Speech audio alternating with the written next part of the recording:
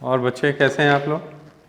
चलिए आज हम लोग स्टार्ट करेंगे आपका साउंड का लेक्चर नंबर 2। तो साउंड में हमने सारी थ्योरी लगभग कवर कर ली थी, अब थोड़ी सी और चीज़ें हम लोग समझ लेते हैं। तो लेक्चर 2 साउंड।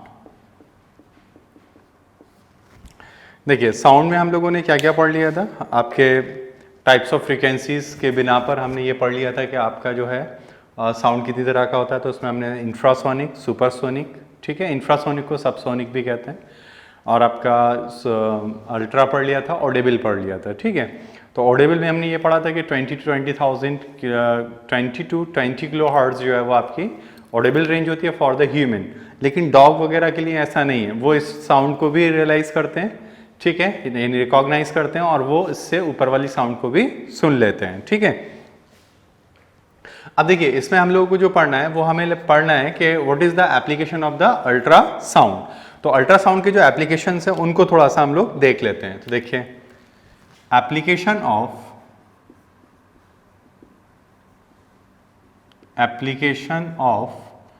अल्ट्रासाउंड, ठीक है।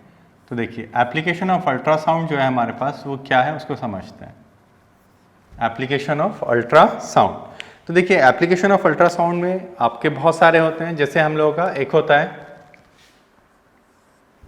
क्या है, टू ब्रेक किडनी स्टोन, ठीक है, किडनी स्टोन को ब्रेक करते हैं, क्लियर। दूसरा to diagnosis internal organ like liver, kidney,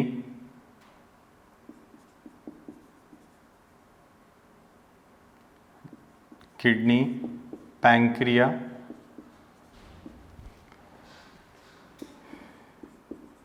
intestine, stomach, ETC, ठीक है। तो इन सब को हम इसका यूज करते हैं। तीसरा क्या है हमारा, to diagnosis the developing foetus, ठीक है। जो फीटस है उसके अंदर जो डेवलपिंग स्टेज हो रही है वो कैसे है, नॉर्मल है या एबनॉर्मल चल रहा है, ठीक है। नेक्स्ट क्या है हमारे पास, और क्या करते हैं हम लोग, used in Sonar and echolocation,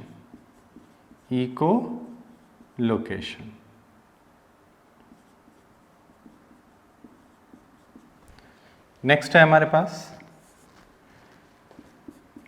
to identify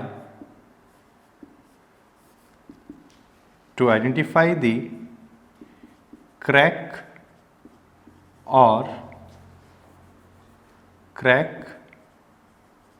और air bubble in a huge metal block, ठीक। और क्या होता है हम लोगों के पास, और किस में यूज करते हैं, टू वॉश इलेक्ट्रॉनिक गैजेट्स, ठीक है, और टू वॉश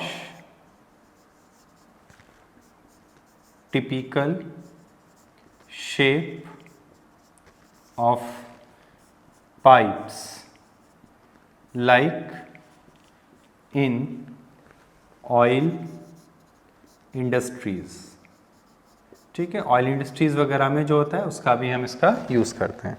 ये बात क्लियर हो गई।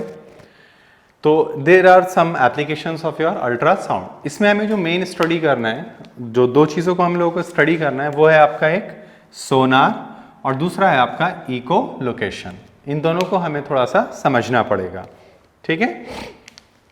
चलिए, तो हम लोग अब इसमें पढ़ने जा रहे हैं इको लोकेशन। पहले हम सोनार पढ़ेंगे, फिर इको लोकेशन पे बात करेंगे, ठीक है। आइए देखिए,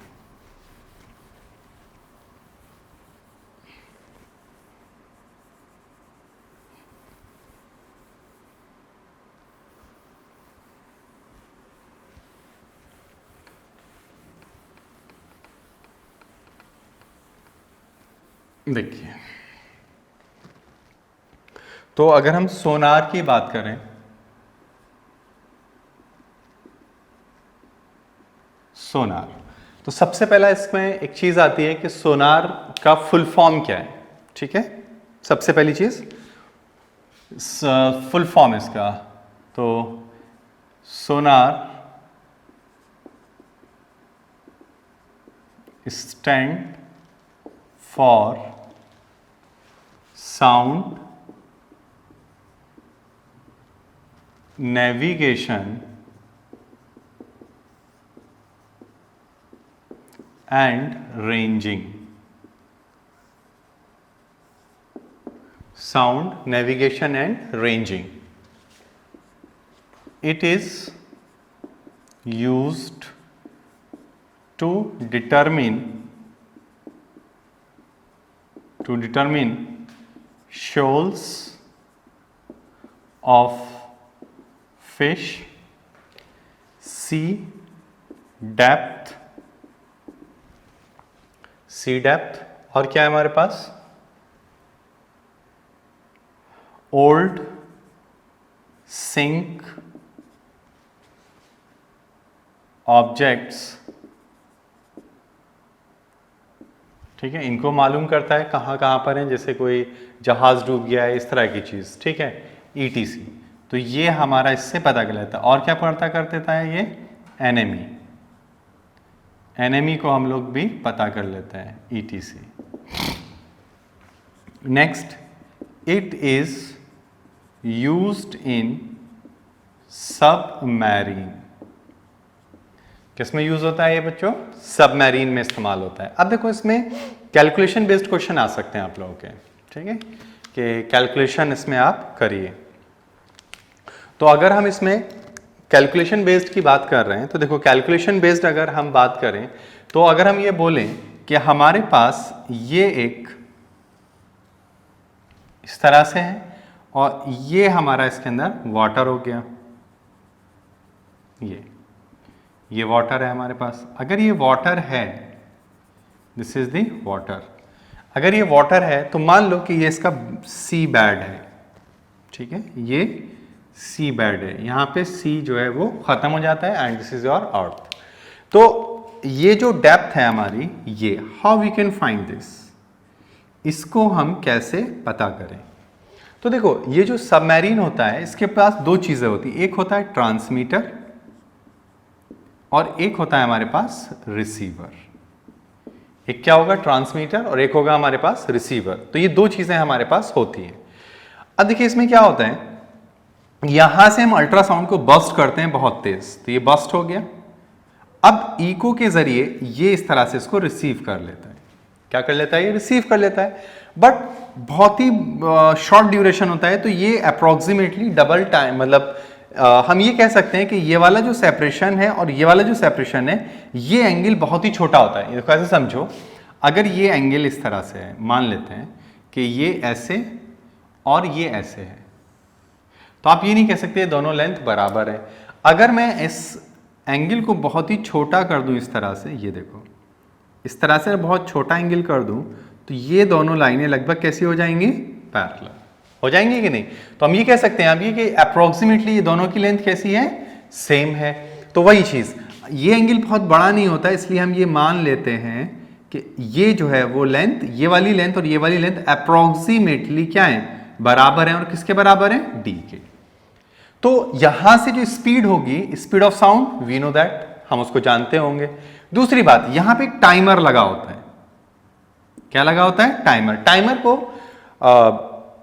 आप लोग की प्रोग्रामिंग करके उसको सेट किया जाता है इन दोनों से। कैसे?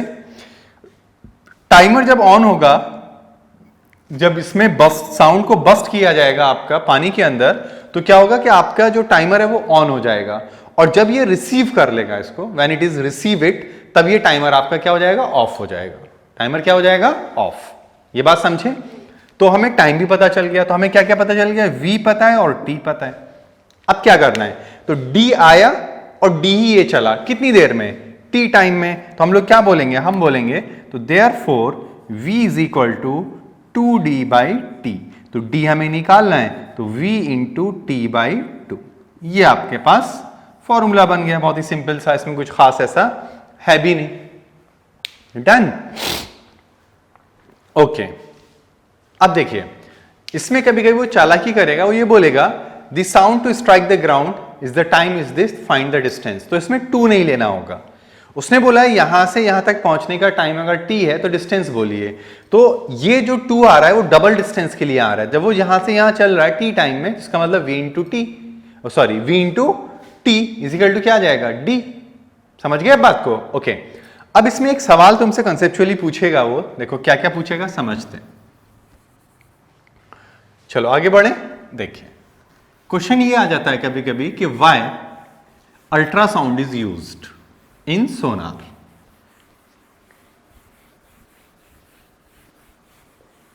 इसको समझते हैं।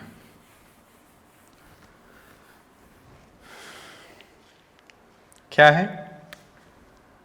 Why ultra sound is used in sonar. ठीक है, नॉर्मल साउंड क्यों यूज नहीं कर रहे? तो देखिए, एडवांटेज वगैरह इसी में समझ जाएंगे। तो देखिए, इसका पहला है due to high frequency and short lambda, due to high frequency and short lambda penetrating power is very high. तो पेनिट्रेटिंग पावर क्या होती है? बहुत ज्यादा हाई होती है, इसलिए क्या करता है? ये बहुत तेज चला जाएगा एज कंपेयर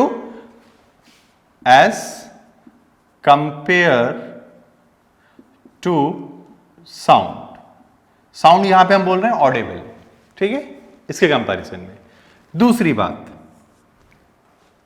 तो टाइम टेकन भी क्या होगा? इसका बहुत शॉर्ट हो जाएगा। दूसरी बात, don't be confused due to engine sound, यानी जो इंजन की साउंड होगी उससे कोई कंफ्यूजन नहीं होता है। तो ये थोड़े से आपके एडवांटेज हैं कि हम अल्ट्रा को ही क्यों यूज करते हैं, ठीक है, जिससे कि हमें ऑर्डिनरी साउंड क्यों नहीं यूज करें। तो कह रहा है due to high frequency and short lambda penetrating power is very high.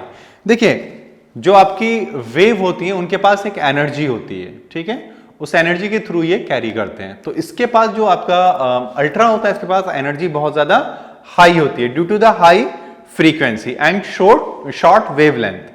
तो वेवलेंथ जितनी ज्यादा होगी, जितनी कम होगी, वो उतनी ही हाई पेनिट्रेटिंग पावर रखेगा, यानी उसको अंदर जाने की उसकी कैपेबिलिटी बहुत ज्यादा फास्ट होती है, ठीक है। तो ये थोड़े से आपके एडवांटेजेस इसमें आ गए। अब देखिए, अब दूसरा जो इसका है हमारे पास, that is your echo location. अब उसको समझते हैं। देखिए, आइए, इको लोकेशन क्या होता है? इको लोकेशन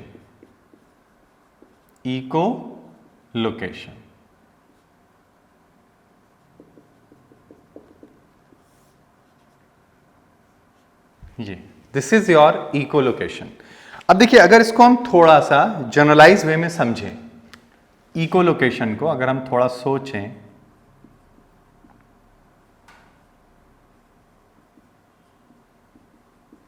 ये देखिए, तो यहां पे 2 वर्ड हैं, इको और एक है लोकेशन, ठीक। इको का मतलब है रिफ्लेक्शन या रिपीटेशन ऑफ साउंड, या रिफ्लेक्शन ऑफ साउंड भी लिख सकते हैं, रिफ्लेक्शन ऑफ साउंड। लोकेशन का मतलब है पोजीशन। लोकेशन का क्या मतलब है बोलो? पोजीशन। तो कुछ एनिमल्स या कुछ बर्ड्स ऐसे होते हैं जो अपने प्रे को, यानी जिसको उन्हें खाना है, हंटिंग कर रही है जिसकी, उसको वो अल्ट्रासाउंड की स्क्वैक से, यानी जैसे वो साउंड छोड़ेगा अपना तो उसके रिफ्लेक्शन से रिकॉग्नाइज करता है कि वो पहले तो रिफ्लेक्शन करेगा, उसके बाद ये रिकॉग्नाइज करेगा उसकी लोकेशन कहां पर है। ठीक है, जिससे हम क्या कर लेते हैं, ये पता कर लेते हैं कि where is the location, sorry हम नहीं, जब जो आपका बर्ड या एनिमल है वो ये पता कर लेता है कि उसका जो प्रे है वो कहां पर है और कितनी दूर है। ठीक है, तो this is the echo location. अब समझ में आ गई बात? इको मतलब रिफ्लेक्शन ऑफ साउंड, यानी साउंड वापस आएगा तो वो समझेगा, फिर उसके बाद उसका ब्रेन इस तरह से नेचर ने उसको दिया है कि वो अपनी उसके प्रे की लोकेशन को भी जज कर लेता है कि वो कहां पर है। तो कौन है ये स्क्वैक्स, कौन यूज करता है ज्यादातर ये वाली चीजें? तो this is use by the bat. ठीक है, तो क्या है? It is the process to search the prey by squawks of ultrasound using bats is called echolocation। क्या कहते हैं इसको हम लोग? इकोलोकेशन। अब बात समझ में आई इकोलोकेशन क्या है? एक ये प्रोसेस होता है, it is the process to search the prey of squawks of ultrasound. ठीक है, यूजिंग बैट्स, जो बैट्स होती हैं वो इसका इस्तेमाल करती हैं। प्रे का मतलब यहां पे क्या होता है?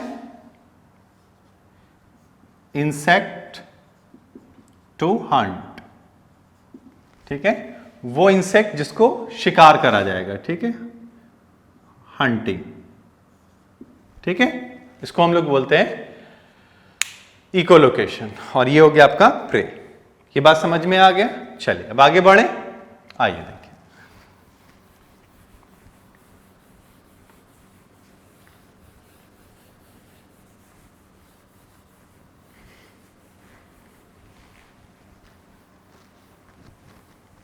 चलिए आगे समझते हैं और देखिए। नेक्स्ट है वो हमारे पास कैरेक्टरिस्टिक ऑफ साउंड। पहले जो हमने पढ़ा था वो क्या था? Characteristic of wave. अब जो हम पढ़ रहे हैं वो क्या है? Characteristic of sound. तो कैरेक्टरिस्टिक ऑफ साउंड के लिए अगर हम बात करें कि वो क्या है, ठीक है, उसके बारे में अगर हम सोचें तो कैरेक्टरिस्टिक ऑफ साउंड,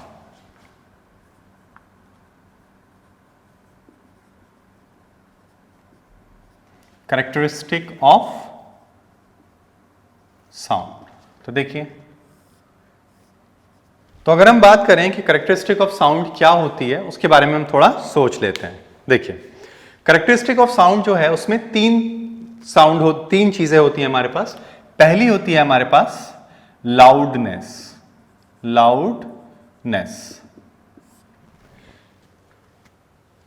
ठीक है, तो जो लाउडनेस है हमारे पास उसके बारे में हम लोग थोड़ा सा डिस्कस कर लेते हैं। तो लाउडनेस ये कैरेक्टरिस्टिक ऑफ साउंड होता है which will be depend on the amplitude. ठीक है, तो हम क्या लिखेंगे? loudness is the characteristic of sound which depends on amplitude। ये ध्यान रखेंगे, किस पे डिपेंड करता है? एम्पलीट्यूड। ठीक है, यानी लाउडनेस, ये जो लाउडनेस है हमारी, it is proportional to amplitude. It is proportional to amplitude. तो जितना एम्पलीट्यूड हाई होगा वो साउंड उतना ही लाउड होगा। ठीक है, बट फ्रीक्वेंसी इज सेम। यहां पे क्या याद रखना है? फ्रीक्वेंसी क्या होगी? कांस्टेंट। फ्रीक्वेंसी चेंज नहीं होनी चाहिए, ठीक है। तो यहां पे क्या होगा, जैसे मान लो कि ये मेरे पास एक साउंड है, ठीक, और एक ये दूसरा साउंड है मेरे पास, ये रहा ये। तो अगर मैं ये बोलता हूं कि ये मेरे पास A1 है और ये मेरे पास A2 है, तो मैं ये कह सकता हूं कि A2 is greater than A1। तो ये मेरा क्या हो गया, लाउड हो गया, लाउड साउंड, और ये क्या हो गया मेरा, फेंट साउंड, फेंट साउंड, या लो लाउड बोल सकते हो। तो ये चीज, ठीक है। और लाउडनेस मेजर्ड इन डेसिबल, ठीक है। इसकी SI यूनिट क्या है, SI unit is decibel, in short dB। तो इंसान कहां तक सुन सकता है नॉर्मली, तो इंसान का बताया गया है 65 dB टू 80 dB के अराउंड। 85 पे जाके कान में पेन शुरू हो जाएगा, ठीक है। ये आपका रेंज होता है इसका सुनने का, इंसान इतना सुन सकता है। ये बात क्लियर हुई। अब देखो एक चीज यहां पे ध्यान रखना, intensity of sound, intensity of sound, ये कभी शायद तुमसे पूछ ले। तो एक बात ध्यान रखना, इंटेंसिटी ऑफ साउंड जो होती है which will be depend upon amplitude का स्क्वायर, ये आपको रिजल्ट याद होना ही चाहिए, ठीक है। यानी एम्पलीट्यूड के स्क्वायर के प्रोपोर्शनल होता है, ठीक। तो इस पे एक क्वेश्चन बनाया जाता है तुम्हारे लिए कि I1 upon I2, I1 is not the current is here, it will be used as intensity, ठीक है। तो ये क्या आ जाएगा बताओ, A1 अपॉन A2 का whole square, A1 upon A2 का होल स्क्वायर। Got it. चलिए, तो ये कब डिफाइन करना है, देखो ये थोड़ा सा याद रखिएगा, ये थोड़ा सा आपका स्टार मार्क याद कर लेना है कि जब फ्रीक्वेंसी सेम होगी, ठीक है। यानी सिंपल से एक बात ध्यान रखिएगा कि जब हम किसी भी चीज के बारे में बात कर रहे होते हैं तो उसके अलावा सारे पैरामीटर कांस्टेंट हो जाएंगे, सारे के सारे। तो एम्पलीट्यूड को छोड़कर बाकी सारी चीजें क्या रहेंगी, कांस्टेंट, ठीक। चलिए आइए,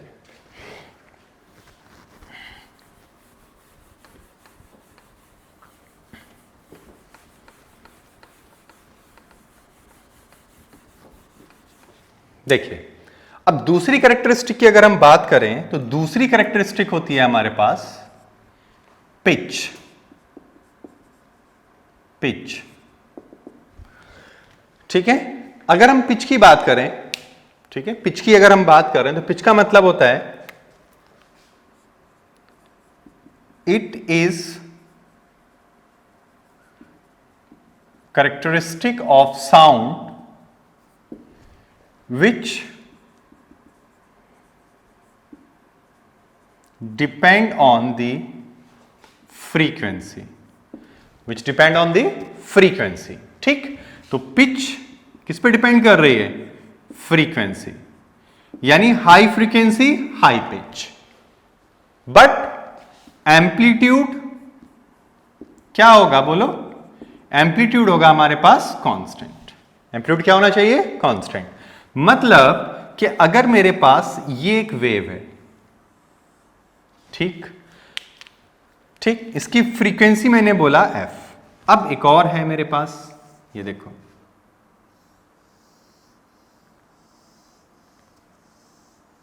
ये, ठीक है। इसने कितनी बनाई, 1, 2 और 3, ठीक है। एक और ले लेते, एक मिनट रुको जरा, थोड़ा सही से बना लेते।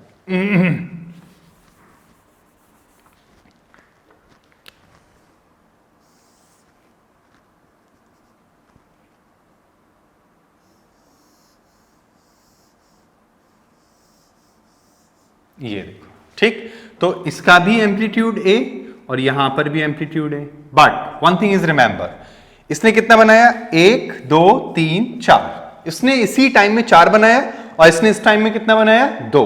तो इसकी जस्ट डबल फ्रीक्वेंसी पे आ गया, ये किस पे आ गया, डबल फ्रीक्वेंसी, 2f हो गया, हो गया कि नहीं। तो इसको क्या बोलेंगे, इसको क्या बोलेंगे, प्लीजेंट साउंड,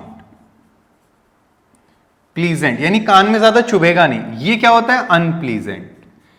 जैसे बच्चा अगर रोता है तो गुस्सा आता है कि नहीं आता, बिल्कुल आता है। ऐसे अगर फीमेल चिल्लाए तब भी गुस्सा आता है, लेकिन मेल जो होता है उसका साउंड थोड़ा डीपर होता है। क्या होगा, मेल साउंड थोड़ा डीपर होता है। व्हाई इट इज सो, ये इसलिए होता है, देखो मेल के अंदर एक चीज होती है, इसको हम बोलते हैं एडम एप्पल्स। ये आपका जो होता है, this is called Adam apples, which is present only in male, but it is not in female और नॉट इन चाइल्ड। ठीक है, before reaching the adolescence age. ठीक है, पुबर्टी एज पहुंचने से पहले पहले अगर आप देखेंगे तो उसके ये एडम एप्पल्स नहीं होगा। जब वो पुबर्टी एज पे पहुंचता है तब उसके अंदर मेल और फीमेल वाले सेकेंडरी जो ऑर्गन्स होते हैं वो आपको एक्टिवेट होते हुए दिखाई देंगे। ठीक है, उससे पहले वो चीज दिखाई नहीं देती है। ओके, तो ये बात समझ में आ गया। चलिए, तो पिच की अगर हम बात करें, पिच की अगर हम बात करें तो क्या होगा? ठीक है, अगर हम पिच की बात कर रहे हैं तो देखो, पिच की अगर हम बात करें, पिच की अगर हम बात कर रहे हैं तो चाइल्ड की सबसे ज्यादा होती है, फीमेल की उससे कम होगी और मेल की सबसे कम होती है। ये थोड़ा सा आप लोग ध्यान रखेंगे। क्लियर? चलिए, अब देखिए थर्ड जो कैरेक्टरिस्टिक है हमारी, थर्ड जो कैरेक्टरिस्टिक है विच इज थर्ड है हमारे पास क्वालिटी। थर्ड क्या है हमारे पास? क्वालिटी, या इसी को हम लोग बोलते हैं टिम्बर। क्या बोलते हैं? टिम्बर। देखो क्वालिटी या टिम्बर जो होती है, it is based on the shape of the wave. जो वेव होता है उसके शेप पर डिपेंड करती है। ये किस पर डिपेंड करेगी? उसके शेप पर। तो किस पे क्या लिखेंगे? It is characteristic of sound which depend on shape of the shape of the wave, sound wave, okay, sound wave. तो इसमें क्या याद रखना है? Constant amplitude frequency. अच्छा, ये बात ध्यान रखिएगा, तब आप यूज करते हैं जब आपको दो साउंड के बीच में डिस्टिंग्विश करना होता है, जैसे म्यूजिक वगैरह जब होता है तब हम इस चीज का यूज करेंगे। ठीक है, तो कैसा होगा ये देखो। तो अगर हम बात करें वायलिन की, तो वायलिन जो होता है उसका साउंड बिहेवियर ऐसे होगा। ठीक है, ये कौन है हमारे पास? वायलिन। दूसरा हमारे पास होता है फ्लूट। तो अगर हम फ्लूट की बात करें तो वो ऐसा होगा, डिस्टॉर्टेड। लेकिन एक चीज देख सकते हो, इन दोनों में एम्पलीट्यूड और फ्रीक्वेंसी सेम है, तो इसको बोलते हैं फ्लूट। क्या बोलते हैं इसको? फ्लूट। तो जो ये कैरेक्टरिस्टिक हम लगा रहे हैं, ये क्या है हमारे पास? क्वालिटी। ठीक है, चलिए लिखिए इसको।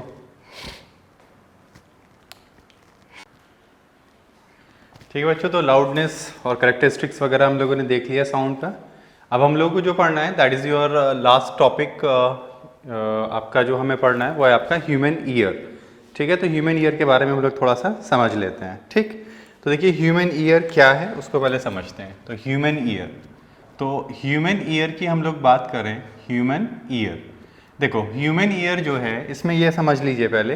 देखिए अगर हमें एनर्जी को सेंस करना है, ठीक है, या हमें ये पता करना है कि एनर्जी वहाँ पे है या नहीं है, तो उस एनर्जी को सेंस करने के लिए आपको क्या चाहिए? एक सेंसर चाहिए। ठीक है, जैसे हमें कोई अगर मतलब जैसे कोई बर्तन गर्म है या ठंडा है तो हम लोग कैसे पता कर लेते हैं? तो हम क्या करते हैं, अपने हाथ से उसको चेक कर लेते हैं। क्यों?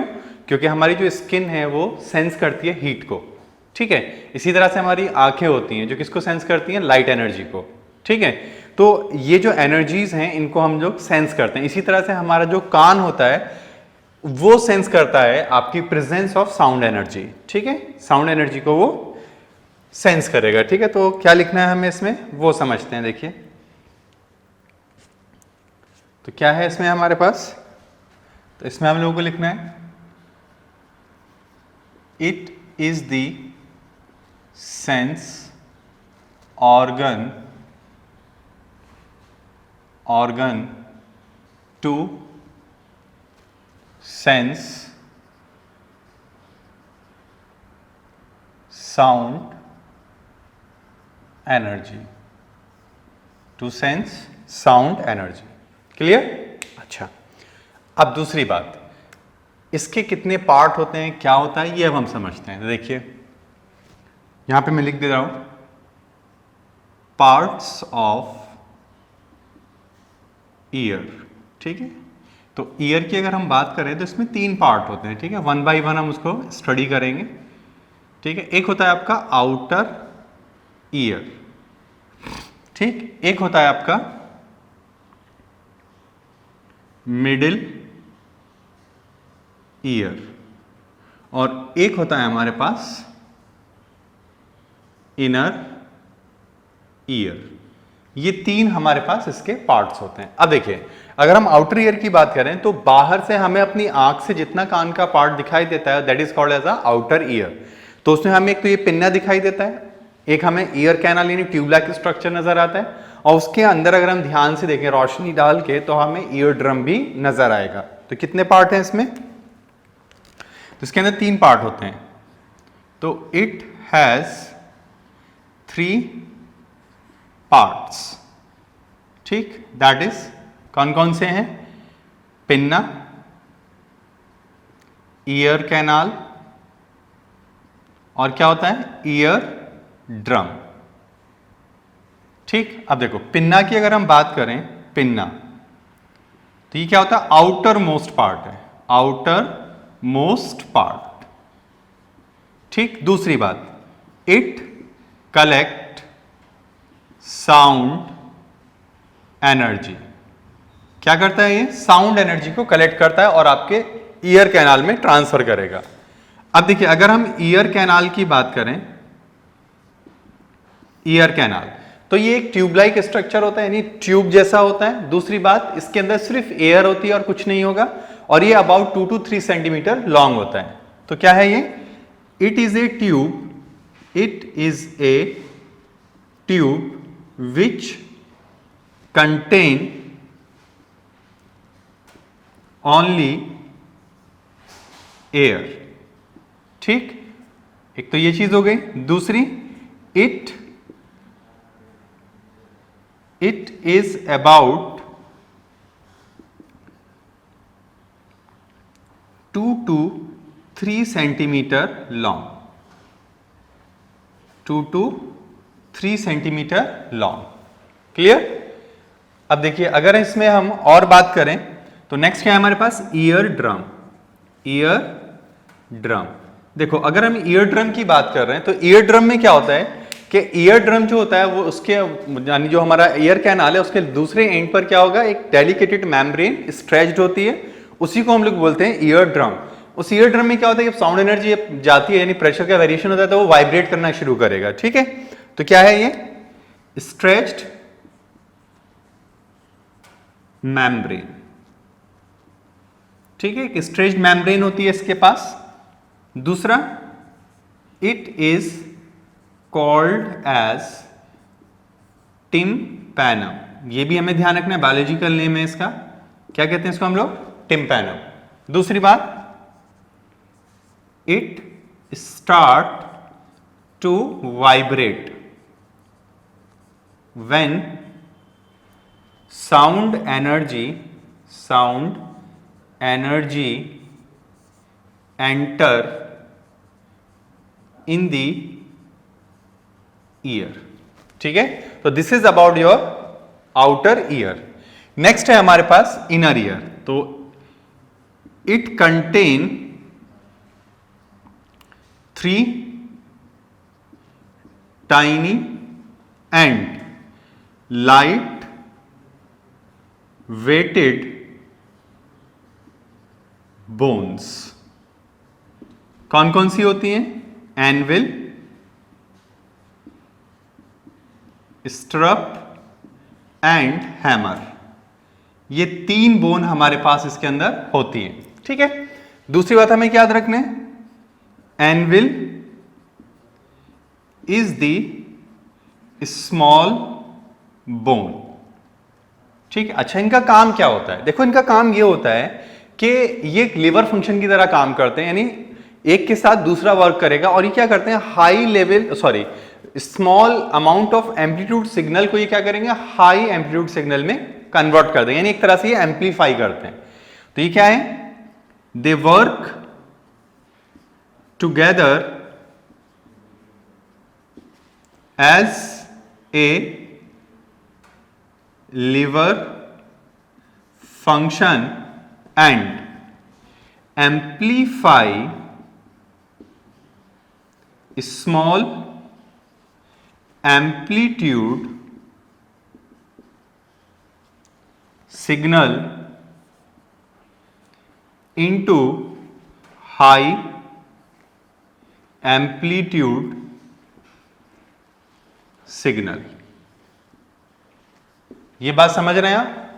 तो ये लो लेवल सिग्नल को यानी स्मॉल लेवल सिग्नल को क्या करेगा, हाई लेवल में कन्वर्ट कर देगा, ठीक है, हाई एम्पलीट्यूड में।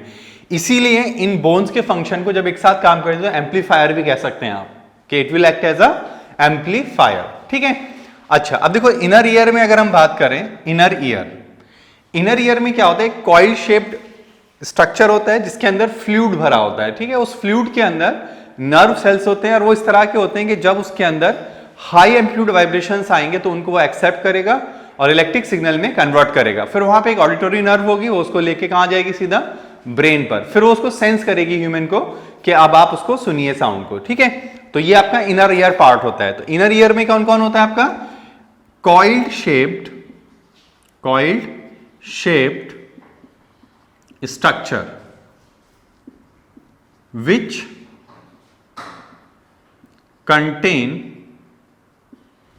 which contain fluid, ठीक है, called कोकिया, ठीक है। अच्छा, दूसरी बात हमें क्या याद रखनी है, इनफ्लूइड nerve cells accept high amplitude vibrations into electrical impulse। किस में कन्वर्ट कर दिया, इलेक्ट्रिकल इंपल्स में। अब क्या होगा, ये इलेक्ट्रिकल इंपल्स कौन लेके जाएगा, आपका ऑडिटरी नर्व। तो these electrical impulse is carried by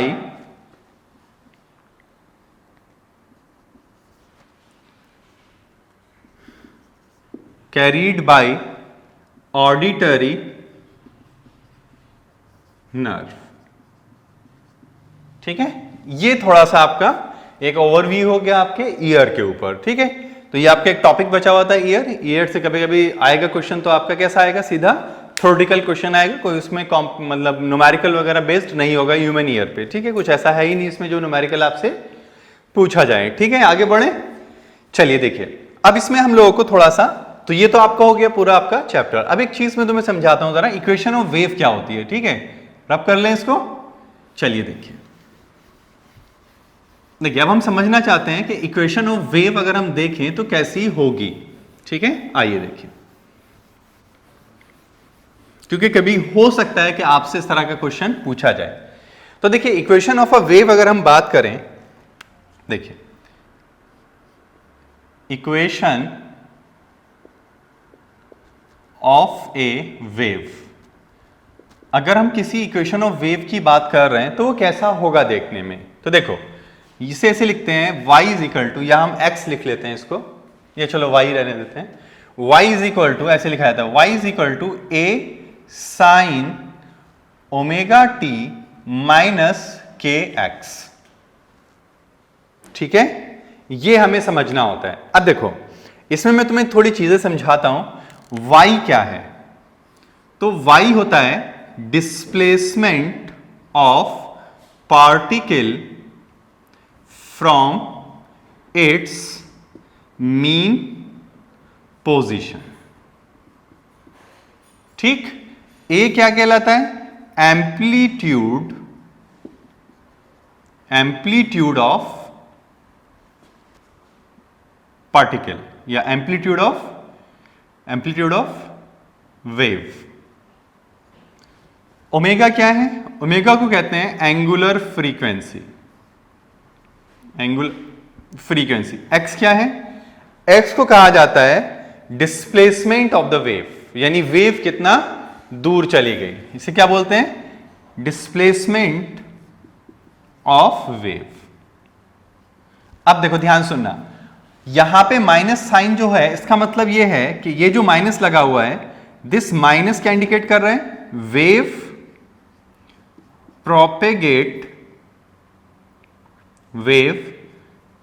propagate in positive x direction. ठीक, अच्छा, अगर वेव निगेटिव एक्स डायरेक्शन में जाए तो wave propagate in negative x direction. तो कैसे लिखेंगे? तो इसको लिखते हैं y is equal to a sine omega t plus k x. ये इनकी थोड़ी पहचान होती है। चलिए ठीक है, अभी और समझाता हूं तुम्हें। देखो,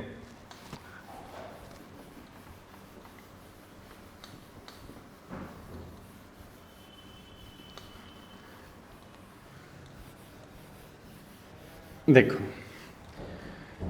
हम ओमेगा के बारे में थोड़ा सा जानते हैं। क्या जानते हैं ओमेगा के बारे में हम लोग? तो ओमेगा के बारे में हम जानते हैं कि ओमेगा जो होता है वो क्या होता है? 2 pi by T. 2 pi by T. और के जो होता है, ये शायद आप लोगों को नहीं पता, ये होता है 2 पाई बाई लैम्डा। इसको बोलते हैं वेव नंबर। क्या बोलते हैं इसको? Wave number. अच्छा, अब तुमसे एक बात पूछेगा कि वेलोसिटी ऑफ वेव बताओ। क्या बताओ? Velocity of wave. Velocity of wave तो देखो कैसे निकालेंगे। हमें निकालना है वेलोसिटी ऑफ वेव। तो वेलोसिटी ऑफ वेव जो होता है वो v इजिकल टू क्या होगा? Lambda by T. Lambda by T. अगर लैम्डा बाई टी हम लिखें तो देखो क्या लिख सकते हैं? v इज इक्वल टू, अगर मैं यहां से लैम्डा को निकालूं तो क्या लिख पाऊंगा बताओ? 2 पाई बाई के। समझ गए? यहां से लैम्डा कर लेंगे तो 2 पाई बाई के हो जाएगा, और यहां से अगर t लेंगे तो क्या हो जाएगा? 2 पाई बाई ओमेगा, यानी ओमेगा अपॉन के। क्या आ गया बताओ जल्दी से? ओमेगा अपॉन के। This is your velocity of wave. या इसको ऐसे भी लिखा जाता है। कैसे लिखते हैं इसको? वेलोसिटी को एक और तरीका होता है लिखने का। अगर आपको लिखना है तो इसको ऐसे लिख देगा, coefficient of T upon coefficient of x. Coefficient of T upon coefficient of x, यही तो है कोफिशिएंट ऑफ टी, और ये है कोफिशिएंट ऑफ एक्स। तो ये भी थोड़ा तुम्हारा इंपॉर्टेंट फॉर्मूला बन जाता है। ठीक है, थोड़ा सा इसको मेमोराइज रख लीजिएगा, अगर कभी क्वेश्चन आए तो उसको आप बना लीजिएगा। ठीक है, चलिए तो हम कुछ लास्ट ईयर के क्वेश्चंस कर लेते हैं। अब इसमें पहले इसको लिख लीजिए जरा जल्दी से आप लोग।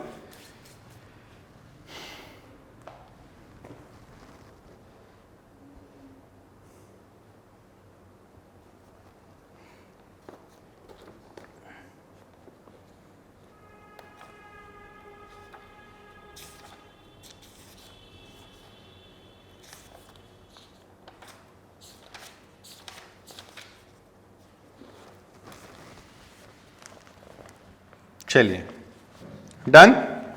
चलिए मैं तुम्हें कुछ क्वेश्चंस करा रहा हूं इसमें। ये आपके प्रीवियस ईयर के क्वेश्चंस हैं जो आपके एमयू ने पूछे हैं अपने एग्जाम में। देखिए,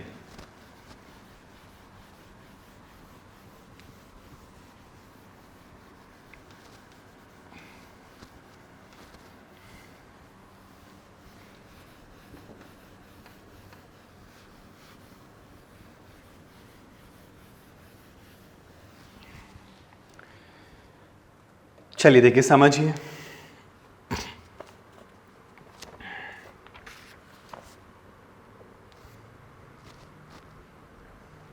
देखिए क्वेश्चन है हमारे पास, ये क्वेश्चन आपसे 17-18 में पूछा है।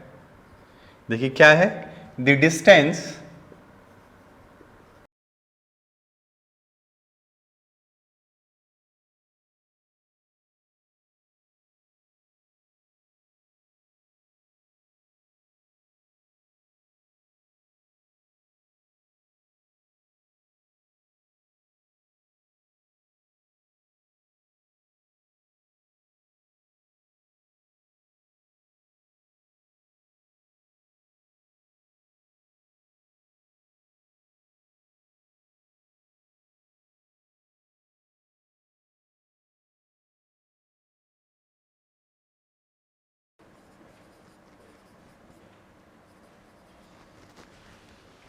ठीक, तो ये कुछ क्वेश्चन है हम लोग के पास, इसको थोड़ा सॉल्व करते हैं। देखिए, तो पहला क्वेश्चन तो इजी है, इसमें कुछ इसमें खास है नहीं। क्या कह रहा है? The distance travelled by sound in air when tuning fork of frequency of that makes 30 vibrations.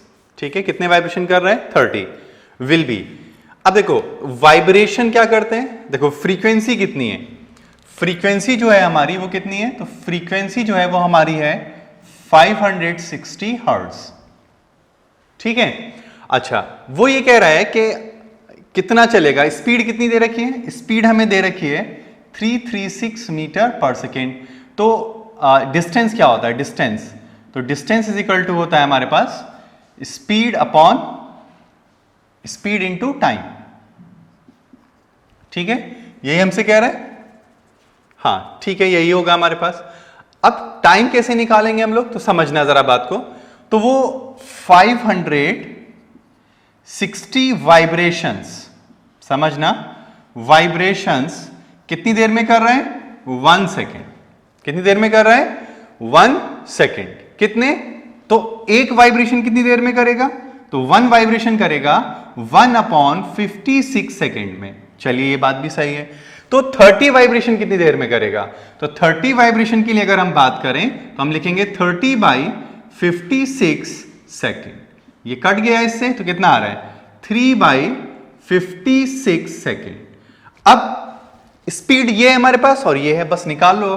तो डिस्टेंस इज इक्वल टू कितना आ जाएगा, 336 इंटू 3/56। तो इसको कट करना पड़ेगा, तो कट कर लेते हैं। तो कितना आ रहा है वो देखना है। ठीक है, तो 6, आई होप ये 6 6 36, हाँ ये 6 टाइम्स कट जाएगा। कितने टाइम्स कट जाएगा, 6 टाइम्स। तो कितना आंसर आ रहा है, 6 3 18, और क्या आएगा, मीटर। क्या आएगा, मीटर। तो which one is correct, this. तो अच्छा क्वेश्चन है ये। ठीक है, अगर जो रट के जाएगा तो वो तो कर ही नहीं पाएगा, थोड़ा सा उसने घुमा के दिया है क्वेश्चन को। ठीक है, बेसिक वही रखा है लेकिन क्वेश्चन को थोड़ा चेंज कर लिया है उसने। ठीक है, चलिए आगे बढ़े। आइए देखिए, अब नेक्स्ट क्वेश्चन की अगर हम बात करें, ये वाला क्वेश्चन, ये तो अभी मैंने समझाया ही तुम्हें, तो हो सकता है आपको ये लग रहा हो कि व्हाट इज दिस। तो ये कुछ नहीं होता है, इसको इनिशियल फेज कहते हैं, इससे तुम्हें कोई लेना देना नहीं है अभी। ठीक है, आपको क्या मतलब थी, ये एक्स है हमारे पास, ये एक्स है। तो मैंने तुम्हें क्या बोला, तुमसे कह रहा है कि क्या पूछा गया है तुमसे, स्पीड ऑफ द वेव बताओ। तो क्या लिखोगे स्पीड ऑफ द वेव में, तो speed of the wave, speed of wave is equal to होता है हमारे पास क्या, coefficient of T upon coefficient of x. बस खत्म, इतना ही करना रहेगा। तो बताओ कोफिशिएंट ऑफ टी कितना है, 800। तो यहां पे हमने लिख दिया 800। कोफिशिएंट ऑफ एक्स कितना है, 2, माइनस नहीं लेना है, 2। तो कितना आ जाएगा, 400 मीटर पर सेकेंड। तो which one is correct, 400 metre per second, and this is your right answer. ठीक है, बनाओ जल्दी से इसको।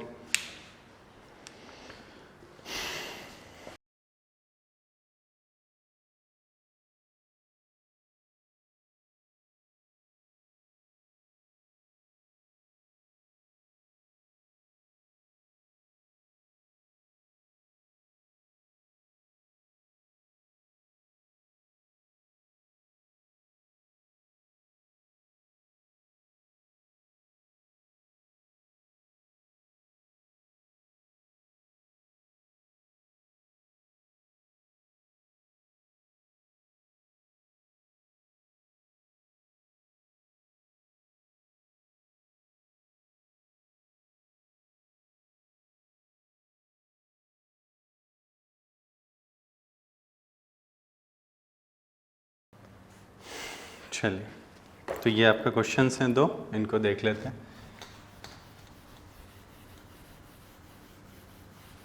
तो देखिए क्या कह रहे हैं, the pitch of the sound is, तो सीधी सी बात है, पिच के लिए बात करें तो कैरेक्टरिस्टिक ऑफ साउंड में हम लोगों ने पढ़ी थी, it is directly proportional to the frequency. तो इसमें तो कोई लॉजिक है नहीं, सीधा आपको याद होना चाहिए। तो क्या लिखेंगे, directly proportional to frequency of vibration. ठीक है, तो ये आपका आंसर हो गया। अब देखो इसमें क्या कह रहे हैं, if the sound wave is produced by the vibrating tuning fork shown in figure, then half of the time period represented by, देखो half of the time period क्या होता है ये समझ लेते हैं पहले। तो इसकी अगर हम बात करें, टाइम पीरियड अगर बोल रहे हैं, तो हम ये बोलेंगे कि एक वेव पूरा जनरेट करने में, यानी यहां से यहां तक जनरेट होने में टी टाइम लगा है, ठीक है। तो इसका मतलब आधी वेव कौन जनरेट कर रहा है, तो देखो ए बी, तो ए बी तो कर नहीं रहा है, क्वार्टर कर रहा है, ठीक है। देखो आधे का भी आधा दिखाई दे रहा है, आधे का भी आधा दिखाई दे रहा है भाई। आधा तो यहां से यहां होता है ना, तो ये तो क्वार्टर हो गया, यानी ये ए हो गया, ये बी हो गया, ये सी हो गया, और ये डी हो गया, और ये ई हो गया। तो ये कितना टाइम रिप्रेजेंट कर रहा है, t/4। ये कितना रिप्रेजेंट कर रहा है, t/2। ये कितना रिप्रेजेंट कर रहा है, 3t/4। और ये कितना रिप्रेजेंट कर रहा है, t।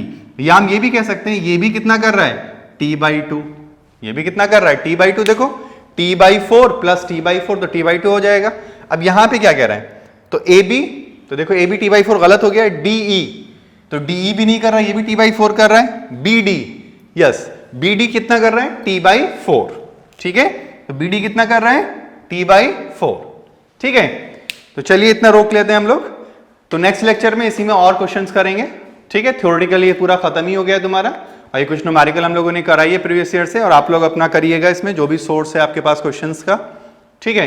तो नेक्स्ट लेक्चर में हम लोग इसी में क्वेश्चंस को प्रॉब्लम यानी आपकी सॉल्व करेंगे इसमें, ठीक है। Okay, thank you.